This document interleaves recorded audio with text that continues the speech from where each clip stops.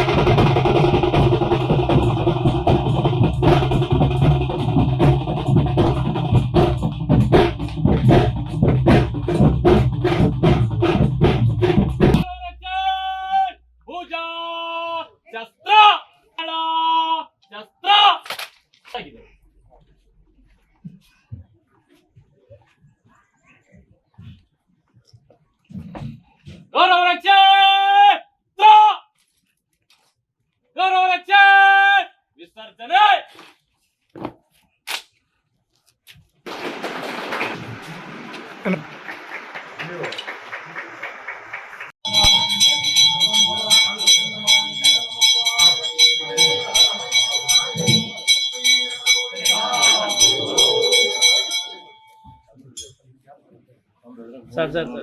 Sir ಸ್ವಲ್ಪ ಹಿಂದೆ sir, ಹಿಂದಿನ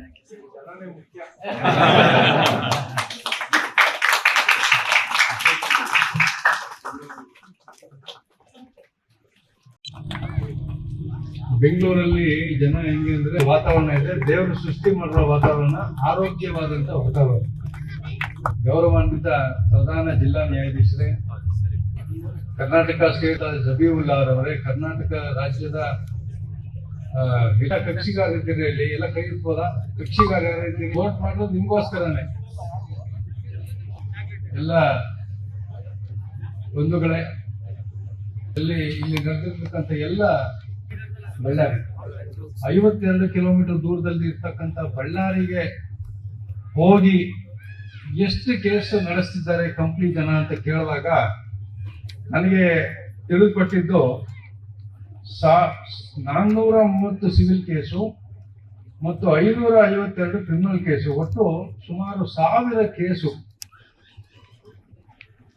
ಕಂಪ್ಲಿ ಜಿಲ್ಲೆಯಿಂದ ಬಳ್ಳಾರಿ ತಿಳಿದು ಬಂತು.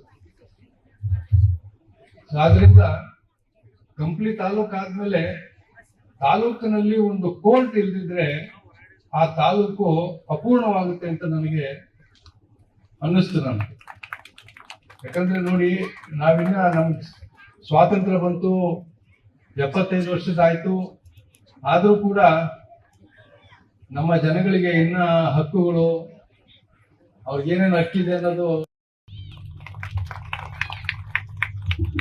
ಈಗ ಮಾನ್ಯ ನ್ಯಾಯಮೂರ್ತಿಗಳು ಹೇಳಿದಂತೆ ನಾವು ನೋಡಿದ್ವಿ, ಈಗಿರುವ ಕಟ್ಟಡ ಬಹಳ ಚಿಕ್ಕದು, ಇರುವಂತಹ ಕೇಸಸ್ಗೆ ಕಂಪೇರ್ ಮಾಡಿದ್ರೆ, ಇರುವಂತಹ ವಕೀಲರಿಗೆ ಕಂಪೇರ್ ಮಾಡಿದ್ರೆ, ಅಂಡ್ ಇನ್ಫ್ರಾಸ್ಟ್ರಕ್ಚರ್ ವೈಸ್ ಆಲ್ಸೋ ಇದು ಏನೇನೂ ಸಾಲೋದಿಲ್ಲ.